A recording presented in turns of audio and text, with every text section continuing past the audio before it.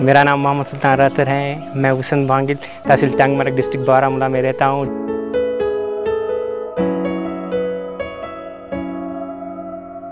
Presently Kashmir university में MA कर रहा हूँ। कश्मीर यूनिवर्सिटी में फर्स्ट और सेकंड सेम के नताइज अभी आए और उनमें मेरी परसेंटेज हो रही 71 रही और इस वक्त मैं थर्ड और फोर्थ सेम के लिए प्रिपेयर हो रहा हूँ।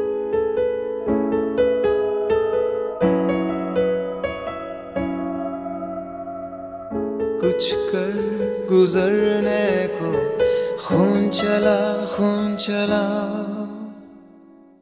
आँखों के शीशे में उतरने को खून चला।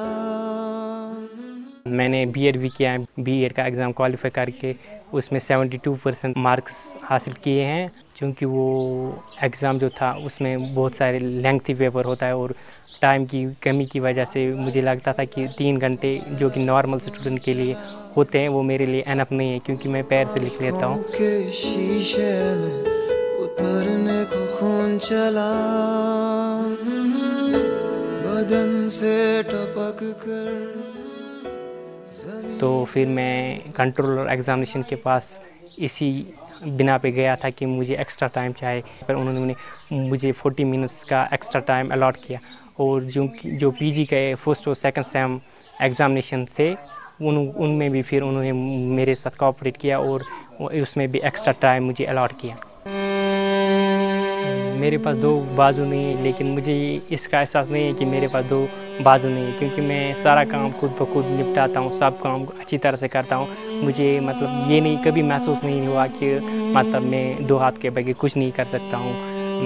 मैं नॉर्मल स्टूडेंटों के साथ बैठता हूँ, बातचीत करता हूँ, शेयर करता हूँ, बुक्स लेता हूँ, लिखता हूँ।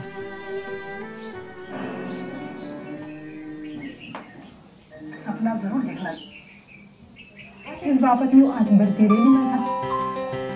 As the often teddy. In 1997, the army worked to remove from office the then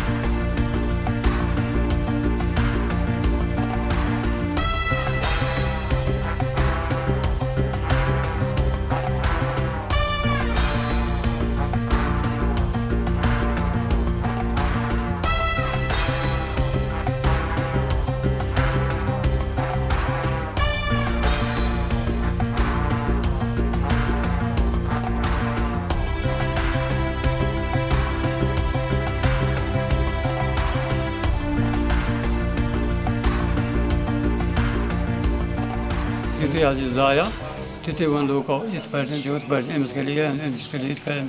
पर बर्दाश्त पे सठा बर्दाश्त पे कर फांपलो शांपलो हो ये पे त्रो स्कूल त्रो तो पे वन ब्या है यह क्या कर यह कत लेखि क्या लिखे पे लोग प्रिवर तो पे प्रैक्टिस गई जान तो पे गई पाने पे पे जरूरत यूत पर्नस मज कह वनस तान यह मतलब जह तमुत या क्या फेल या कह चीज़ गुमुत कह तो वन के पे ड्रॉप कर मदद तो मेरी ज़िंदगी में भी अब तक बहुत सारा कंट्रीब्यूशन माँ बाप का रहा है और मैं मतलब उनके इस कंट्रीब्यूशन को कभी भूल नहीं सकूँगा, क्योंकि उन्होंने मुझे बहुत सारा कंट्रीब्यूशन, जब भी मुझे किसी की चीज़ की ज़रूरत हो, कोई भी सपोर्ट हो, फाइनेंशियल सपोर्ट हो या किसी और की सपोर्ट की ज़रूरत हो, वो विलिंग रहे हैं। उन्होंने कभी भी मुझे ना नहीं कहा है। मैंने उनके मुँह से कभी भी ना शब्द सुना ही नहीं था। हेचान पाने कर प्रैक्टिस वैक्टिस करो पे काड़ो सुन खुदायन दितमस असलो हिदायत असलो वथनस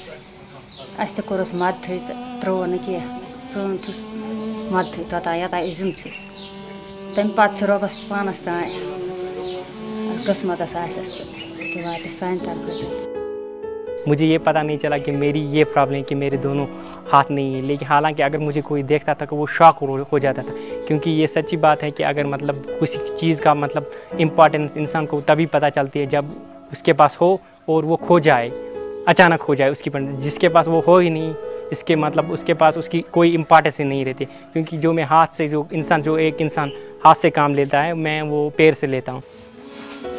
ज़मीं से लिपट कर गलियों से रास्तों से उभर कर उमड़ कर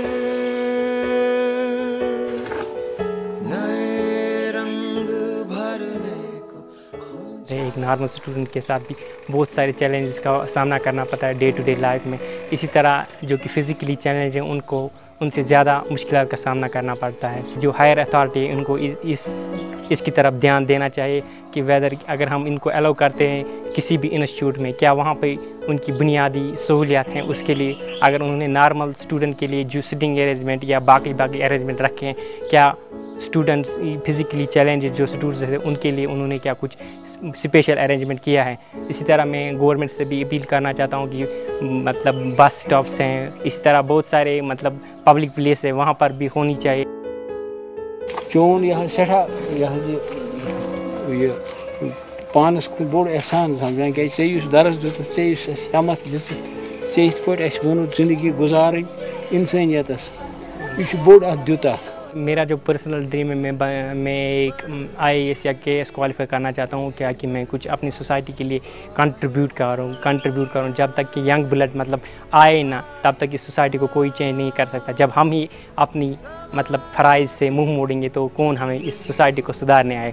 इसलिए मैं चाहता हूँ कि मैं IAS या KS क्वालिफाई करके अपनी सोसाइटी को कंट्रीब्यूट दूँ और उन फिज़िकली चैलेंज को ये बताना चाहूँगा कि वो आए और ज़िंदगी में कुछ कंट्रीब्यूट अपनी सोसाइटी के लिए कुछ कंट्रीब्यूट करे, ताकि वो अपनी सोसाइटी में अमर हो जाए, उन्हें याद किया जाए। ज़िंदगी एक अनमोल तोहफ़ा है खुदा की तरफ से एक इंसान को, और हमें चाहिए कि ज़िंदगी को अच्छी तरह से इस्तेमाल करे, अच्छी तरह से अच्छे काम करे और अच्छे मतलब ऐसे काम करे जिससे हमें लोग याद करें। ज़िंदगी एक इंसान पर मुनहसर है कि वो अपनी ज़िंदगी को कैसा बनाए।